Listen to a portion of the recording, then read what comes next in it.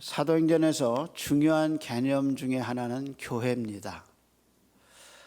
이런 관점에서 사도행전 16장에서 중요한 사건은 빌립보 교회가 탄생했다는 겁니다.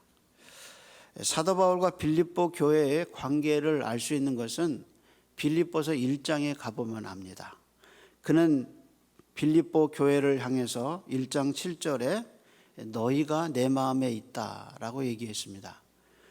내가 너희 무리를 위하여 이같이 생각하는 것이 마땅함은 너희가 내 마음에 있음이라 라고 얘기했습니다. 그리고 8절에 보면 내가 예수 그리스도의 심장으로 너희 무리를 얼마나 사모하는지 하나님이 내 증인이라 라고 얘기했습니다. 너무 보고 싶은 거예요. 그래서 당신들 빌립보 교인들이요, 당신들은 내 마음속에 있습니다. 그럼 내 마음속에 있는 건 어떻게 아느냐? 하나님이 증인입니다 라고 얘기한 겁니다. 왜 이렇게 바울과 빌립보 교회는 깊은 관계가 맺어졌을까? 그것은 첫사랑이기 때문에. 우리가 첫사랑 생각하죠. 남자들에게 첫 아들 장남 생각하죠. 그리고 첫 번째 직장 생각하죠. 사도 바울이 마게도니아 지역, 유럽 지역에 전도 가서 첫 번째 만나서 설립한 교회가 바로 빌립보 교회입니다. 그래서 그는 빌립보 교회를 늘 잊지 못했습니다. 그래서 빌립보 교회의 그 시작이 바로 오늘 본문인 것을 볼 수 있습니다. 근데 사실 16장은 34절에 끝나도 무방해요. 34절이 뭐냐? 그거죠. 간수와 그 가족이 세례를 다 받고 주님의 말씀을 듣고 세례를 받고 그 다음에 하나님을 믿었으니 크게 기뻐했다. 그러면 16장이 끝나도 돼요. 그런데 누가는 바울이 감옥에서 나온 다음에 일어난 일을 비교적 상세하게 얘기했어요. 따라서 본문의 내용이 뭐냐? 하나님을 믿어서 크게 기뻐했다는 말로 끝나지 않고 사도 바울이 감옥에서 나온 이야기로 본문이 끝나요. 그래서 본문의 내용은 바울을 때리고 감옥에 넣었던 로마 관리들이 그 다음날 조용히 사람을 보내서 내가 당신을 석방할 테니까 말 없이 그리고 조용하게 이 빌립보 성을 떠나라 라고 얘기했습니다. 이때 바울이 한 얘기가 시민권 얘기예요. 너희가 로마 사람인 우리를 죄도 정하지 않고 매를 때리고 옥에 넣었더니 이제는 가만히 보내고자 하느냐. 그때 그 말을 들은 로마 사람들이 두려워하죠. 그래서 바울과 실라가 로마 사람이라는 말을 듣고 두려워서 찾아와서 사과하고 바울과 실라가 옥에서 나왔다 하는 것이 오늘 본문의 이야기입니다. 이 이야기 속에 우리는 두 가지 의문이 생겨요. 첫째는 왜 바울이 매를 맞기 전에 나는 로마 시민이다 라고 얘기하지 않았나, 그거예요. 로마 시민의 당시 특권의 상징이 로마 시민권을 갖고 있는 거예요. 그래서 이 로마 시민의 특권은 뭐냐? 투표권이 있고요. 고문으로부터 자유는 물론이고 아무리 큰 죄를 지어도 사형으로부터 특별한 보호를 받을 권리가 있어요. 이런 이유로 로마 시민권자는 십자가에 죽이지 않았어요. 그래서 베드로는 십자가에 못 박혀 죽었어요. 왜? 로마 시민이 아니니까. 근데 바울은 잡혔는데 십자가에 죽지 않았어요. 왜 그랬을까요? 그가 로마 시민이기 때문에. 로마 시민은 절대로 십자가에 죽이지 않았어요. 그 정도로 십자가의 고통이 심한 거죠. 그런데 로마 법조항에 이렇게 기록되어 있어요. 로마 시민은 치안관이나 다른 어떤 사람에 의해서 어떤 상황에서도 재판도 받지 않고 판결도 받지 않은 상황에서 매를 맞거나 구속돼서는 안 된다. 이것이 로마 시민에 대한 법조항이에요. 만약에 바울이 매 맞기 전에 자기가 로마 시민이라고 저작거리에서 밝혔다면 그는 매 맞지 않았어요. 감옥에 가지도 않았어요. 그런 사실을 잘 알고 있는 바울이 왜 빌립보에서 매를 맞고 그리고 감옥에 갔느냐? 그게 이제 의문이란 말이에요. 처음부터 로마 시민을 밝히지 않았나? 그게 이제 의문 사항이고요. 두 번째 의문은 그거예요. 왜 감옥에 나갈 때 너희들이 우리에게 와서 우리를 데리고 나가라고 그랬느냐라는 것이 두 번째 의문이죠. 이 두 가지 이유는요, 빌립보 교회의 자유와 깊은 관계가 있어요. 바울이 만화가 자기가 저작거리로 끌려갔잖아요. 저작거리라는 말은 우리로 말하면 관공서가 있는 번화한 거리란 말이에요. 그 저작거리에서 많은 사람이 있는 데서 옷을 벗기고 채찍질을 당했어요. 범법자로 그 로마 시민들에게 인식이 됐다는 말이에요. 마치 교회를 설립한 초대 목사님이 이 교도소 출신이야. 그 죄를 지었어요. 하고 사람들에게 인식이 된 것과 같다는 겁니다. 빌립보는 작은 로마 도시와 똑같아요. 작은 로마라고 불렸어요. 실든 줬던 빌립보 지역과 빌립보 안에 있는 교회는 로마의 행정구역에서 로마의 법을 지배받게 돼 있어요. 그런데 로마법을 어겼다고 매를 맞았기 때문에 그 피해가 교회한테 갈 수 있다는 것이 바울의 생각입니다. 그래서 한 주석가가 이 부분을 이렇게 해석했어요. 그는 당국이 하나님께서 바울은 로마 당국이 와서 사과할 때까지 움직이기를 거부했다. 그는 당국이 자신들의 잘못을 깨닫고 그것을 바로 잡기까지 그는 움직이지 않았다. 이것은 그가 뒤에 남겨두게 될 교회의 자유를 위해서 매우 중요한 일이다 라고 해석했어요. 그러니까 이 사람들이 와서 자기에게 공식적으로 사과하고 그것을 공식적인 문서에 기록하기를 원했던 것이 사도 바울의 의도였습니다. 그래서 바울은 매 맞기 전에 자신을 로마 시민이라고 밝혔다면 감옥에 가지 않았어요. 그러면 무슨 일이 일어나죠? 간수와 그 가족이 구원받지 못했어요. 그러니까 바울은 이것을 하나님의 섭리로 받아들이고 자신의 특권을 사용하지 않았어요. 그리고 때가 되니까 자기가 시민권자임을 드러내고 로마 관료들에게 빌립보 교회를 바라보는 시선을 다르게 만들었다는 것입니다. 이런 관점에서 보면 사도행전 16장 오늘 본문이 사라져도 될 것 같은 본문이 아니라 사실은 이 부분이 굉장히 중요하다는 거죠. 앞으로 일어날 루디아의 이야기, 루디아가 예수 믿었잖아. 그 루디아의 이야기와 귀신 들린 여종의 이야기, 간수와 그 가족이 회개한 이야기, 그 결과가 뭐냐는 거예요. 그래서 루디아가 변화됐다. 그리고 귀신이 나갔다. 그리고 간수장이가 세례를 받았다. 그게 어떻게 됐느냐? 그들이 어떻게 되느냐? 그 마지막 결과 이야기는 그들이 교회 안에 공동체가 있었다라는 이야기로 끝나죠. 그래서 40절을 보면 두 사람이 한 일이 나옵니다. 한번 보겠습니다. 40절입니다. 두 사람이 옥에서 나와 어디로 갔죠? 루디아의 교회가 아닙니다. 집에 갔고요. 집에 가니까 누가 있었어요? 형제들이 있었습니다. 보고 위로하고 가니라.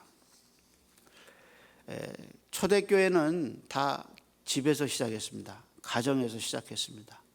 그리고 교회가 세워진 흔적은 서기 3세기 이후입니다. 그러니까 사도 바울이 복음을 전했던 1세기부터 3세기까지는 모든 교회가 건물이 없었습니다. 집에서 모였습니다. 아니면 조그마한 공공장소에서 모였습니다. 십자가를 달고 교회를 세운 것은 3세기 이후입니다. 그것이 학자들의 견해입니다. 그래서 그 당시 사람들이 교회하면 뭘 생각했느냐? 모임을 생각했습니다. 어디서든지 모여도 교회 그러면 모임이었습니다. 그러던 것이 3세기 이후에 교회가 힘이 생기면서 건물을 짓기 시작했어요. 그래서 이제 성당을 짓기 시작하죠. 그것이 뭐냐? 사람들 머릿속에 교회 그러면 건물이 생각하기 시작한 거예요. 그러면서 건물 안에 성직 제도가 생기기 시작하고 성직과 평신도들이 나누어지기 시작했습니다. 그것이 3세기 이후의 교회의 모습이지만 1세기 이 당시에는 교회가 바로 집에서 모였습니다. 이런 관점에서 보면 빌립보 교회의 시작은 루디아의 집에서 시작됐습니다. 그런데 이 빌립보 교회의 시작은 두 가지 특징이 있어요. 첫째는 중생한 사람들이 교회를 세웠어요. 에이, 목사님, 당연하죠. 중생하지 않은 사람들이 어떻게 교회를 세워요? 아니에요. 중생하지 않아도 교회는 세워요. 왜? 교회가 건물이니까.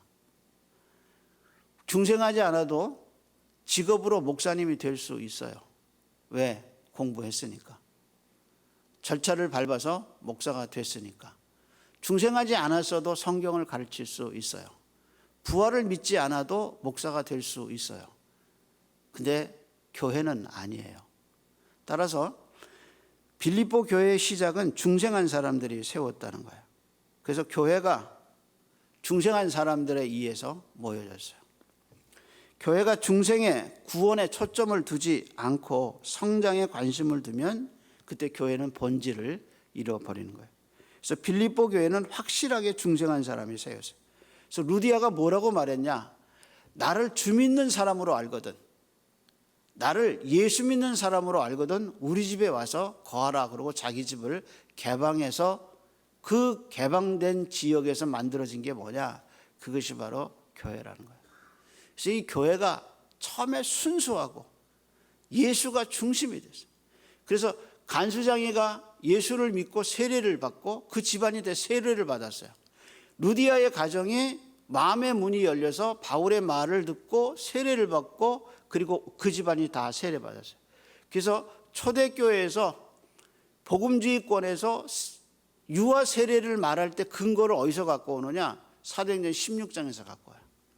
구약에서는 할례 받은 할례를 통해서 언약 공동체에 들어가는 것처럼, 그러면 그 언약이 신약에서 세례로 어떻게 됐느냐 하는 근거로 사도행전 16장에 어린아이부터 노년에 이르기까지 그 집안이 다 세례받았다는 얘기에서 사도들이 세례를 준 것에서 유아 세례의 근거를 가져오죠. 그래서 루디아의 집안의 사람이 어떤 사람이었는지, 간수의 집안의 어떤 사람이었는지 모르지만 온 가족이 말씀을 듣고 세례를 받아서 그 안에 어린아이가 있을 거라는 상상력과 추론으로 유아 세례의 근거가 되는 것을 볼 수 있습니다. 이 사람들이 모여서 뭐 했나? 예수님이 나를 어떻게 구원했나? 내가 예수님의 말씀을 들을 때 가슴이 얼마나 뜨거웠나?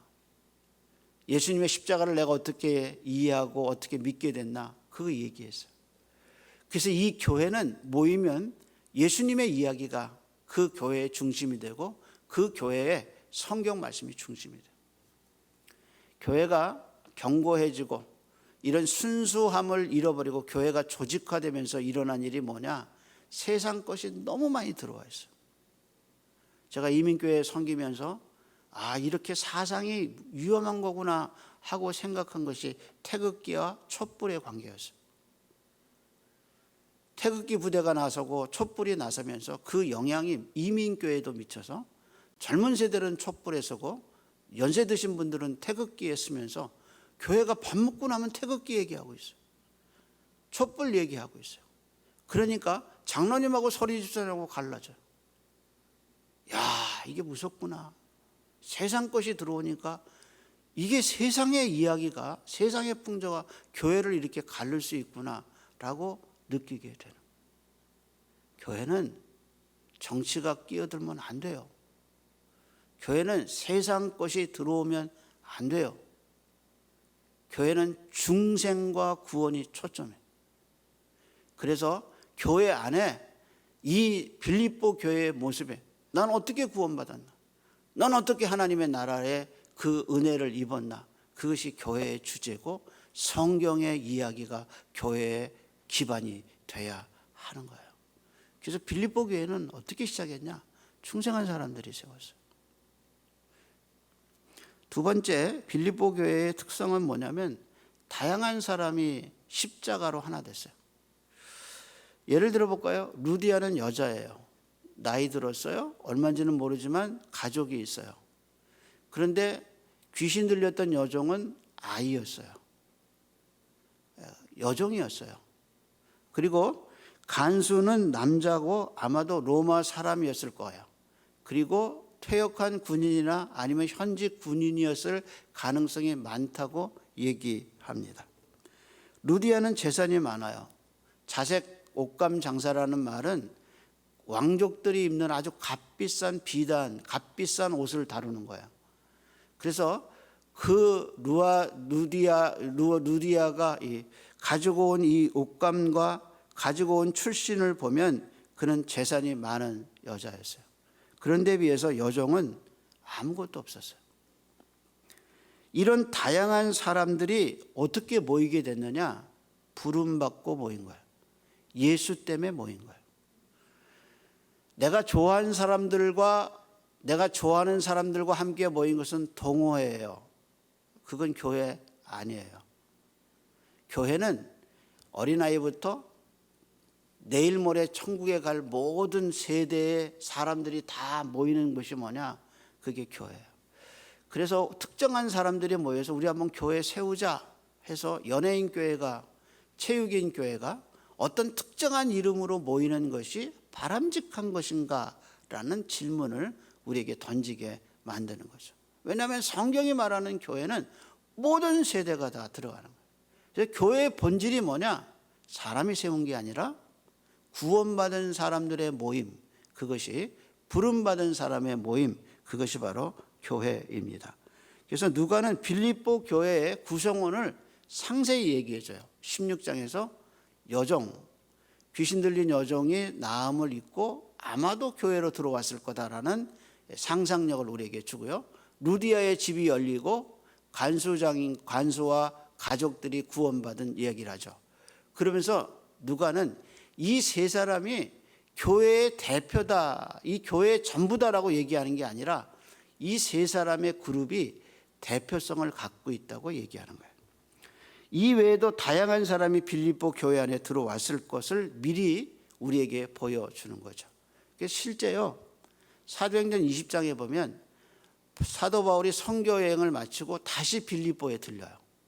그래서 빌립보에 들려서 그때 빌립보에서 다시 재회하면서 아마 많은 사람들이 왔을 거라고 생각하죠. 그걸 알 수 있는 것은 빌립보서 1장 1절에 보면 감독과 집사가 있다는 걸 알 수 있어요. 그래서 빌립보서 1장 1절에 이렇게 얘기하죠.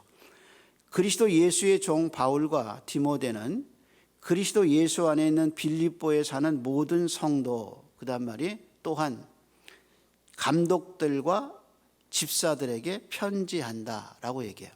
이것은 빌립보 교회가 빌립보서를 쓸 때는 이미 그만한 주반과 규모를 갖추고 있었다는 것을 보여주죠. 그것이 바로 빌립보 교회의 성장의 모습입니다. 그 다음에 우리가 마지막으로 살펴볼 것은 바울이 형제들을 만나고 위로하고 갔다는 말입니다. 자, 위로를 받아야 할 사람은 누구죠? 바울과 실라가 위로받아야 돼요. 왜냐하면 옷 찢기고 매맞고 깊은 감옥에 가고 착고에 채웠어요. 고생했어요. 그러면 나오면 누가 위로해야 되느냐? 빌립보 교회가 사도 바울의 일행을 위로해야 돼요. 근데 거꾸로 지금 뭐라고 그랬냐? 바울이 교회를 위로했다라고 얘기했어요. 따라서 우리는 여기서 위로가 격려했다는, 이 위로했다는 말이 당신들 수고했습니다라고 말하는 게 아니라는 사실을 기억해야 합니다. 그래서 이 위로라는 말이요, 이게 파라카레오라는 말인데, 이 파라카레오라는 말은 위로하다, 격려하다는 뜻 말고도 또 다른 깊은 뜻이 있어요. 그게 뭐냐? 강력하게 권고하다, 그 뜻이에요. 그러니까 위로했다는 말이 격려했다는 말도 되지만 사실은 강력하게 권고했다라는 말이에요.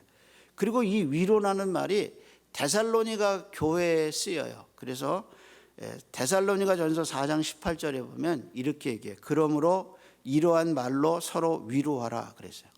그러니까 그냥 위로하는 게 아니라 이러한 말로 서로 위로하라. 그 이러한 말이 뭐냐? 데살로니가 교회 주제가 재림이거든요. 그러니까 예수님의 재림에 관한 성경 규절을 얘기하면서 뭐라고 그랬냐? 이러한 말로 서로 위로하라 라고 얘기했다는 거예요. 다시 말해서 뭘 갖고 위로하느냐? 성경 말씀을 가지고 위로하고 강력하게 권했다라는 뜻입니다. 1700년대요. 미국 역사에서요. 미국이라는 나라가 시작되기 전에 미국은 영국의 식민지였어요. 그때 영국의 식민주가 이제 미국의 지금의 동부 매사추세츠, 그다음에 커네티컷 주 이런 게 이제 다 신대륙이라 그래서 그때 이제 1700년대 영국의 식민지였어요. 그래서 영국 사람들이 이제 조사단을 파견해서 영국의 식민지를 방문했을 때 조사단들이 놀란 사건이 있습니다. 그 놀란 사건이 뭐냐면 남자들의 문자 해독률이 85에서 95%, 89에서 95%. 무슨 말이냐? 남자 100명이 모였는데 책을 읽고 해석할 수 있는 문자 해독률이 100명 중에 89명에서 95명은 문자를 다 읽었다는, 책을 읽었다는 거예요. 여자의 문자 해독률은 62%였어요. 책을 읽고 그리고 해석할 수 있었습니다. 이 비율은 당시 영국에 사는 남자의 문자 해독률 40%와 비교해 보면 이건 굉장한 숫자예요. 그러니까 본국에서 가서 낳고 자식 낳고 길렀던 신대륙의 미국에 사는 남자들의 해독률이 2배나 높았다는 거예요. 왜 그럴 수 있었을까? 왜 미국에 사는 여자들이 이런 지식을 갖게 됐나? 그것은 성경이 모든 집의 기초였어요. 미국 최초의 베스트셀러는 뭐였느냐? 매사추세츠에서 발행한 찬송가였습니다. 미국의 건국에 하면서 가장 힘쓴 게 뭐냐? 교육과 책의 출판이었습니다. 그래서 영국의 한 지식인이 당시 미국의 건국에 대해서 이런 말을 했어요. 미국이란 나라는 지식인에 의해서 세워졌는데 이는 현대 국가의 역사상 매우 드문 현상이다. 건국의 아버지들은 현인과 과학자, 광범위한 교양을 받은 사람들이었으며 그 중에 상당수는 고전적 배움에 익숙해 있었다. 그들은 자신의 역사, 정치, 그리고 법률 분야에 걸친 광범위한 독서 경험을 활용해서 당시의 절박한 문제들을 풀어갔다라고 얘기했습니다. 미국이 건국의 아버지들의 지혜를 통해서, 광범위한 지혜를 통해서 그 당시 절박한 문제들을 풀어갈 수 있었다라고 얘기합니다. 여러분, 교회도 마찬가지예요. 그 교회의 기초가 뭐냐? 그게 대단히 중요한 거예요. 교회의 기초는 성경이 돼야 하는 겁니다. 교인들이 어떻게 이 세대를 살면서 절박한 문제들을 해결할 수 있는가? 성경의 지혜가 필요한 거예요. 그래서 야고보는 너희가 무엇이든지 부족하게 느끼거든 하나님께 기도하라고 말하고, 그렇게 권면할 수 있었던 것이 뭐냐?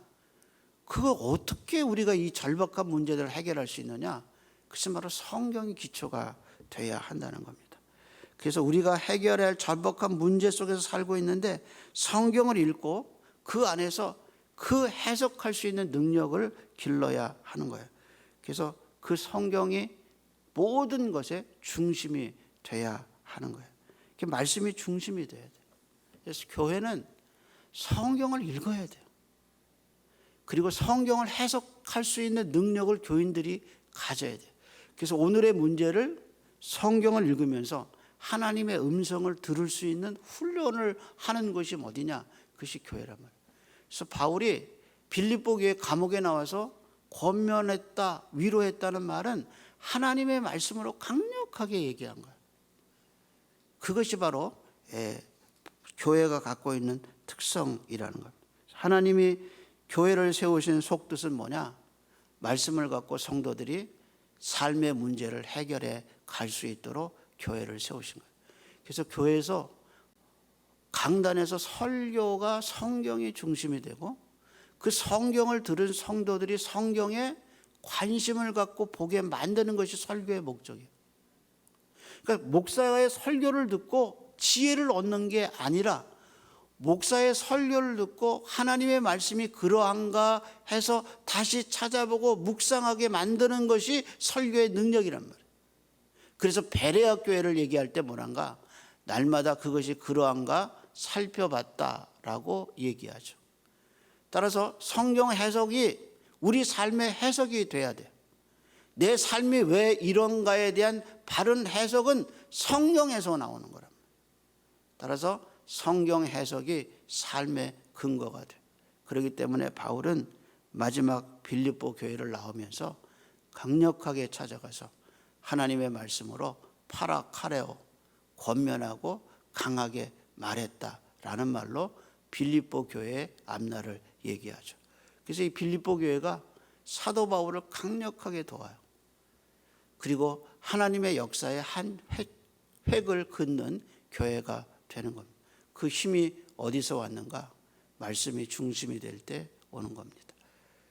하나님의 말씀을 여러분 얼마나 사랑하시고 봅니까? 하나님의 말씀을 얼마나 읽고 묵상하십니까? 그리고 우리의 삶의 문제를 무엇을 가지고 판단하고 해결하고 계십니까? 말씀이어야 합니다. 기도하겠습니다. 하나님, 사람 말에 지치고 매스컴에서 하는 여러 가지 이야기에 지친 우리를 하나님이 예배 속에 불러주셔서 진리가 무엇인지 가르쳐 주시고 하나님의 말씀을 들려주셔서 감사합니다. 말씀이 생명이 되게 하시고 떡이 되고 생수가 되는 아침이 되게 해 주옵시며 세상의 거짓의 소리에 귀 기울이지 아니하고 세미한 음성이신 말씀에 귀 기울이고 사는 저희가 되게 인도하여 주셔서 가정마다 닫혀진 성경이 열리게 하시고 묵상이 열리게 하여 주셔서 하나님의 말씀을 통하여 새 힘을 얻고 하나님의 뜻으로 나의 삶의 문제를 해결해가는 지혜와 은혜가 있도록 온 성도들을 붙잡아 주시옵소서. 이제는 말씀이 되셔서 이 땅에 오셔서 우리에게 말씀의 은혜를 베풀어 주신 우리 주님 예수 그리스도의 은혜와 당신의 아들 이 땅에 보내셔서 십자가에 죽여 그 보배로운 피로 우리를 구속해 주신 하나님의 사랑하심과 성령의 교통 가르쳐 주시는 은혜가 오늘 말씀을 듣고 말씀과 자기를 하나님 앞에 드려진 성도들의 심령 속에 이제로부터 영원토록 함께 있을지어다.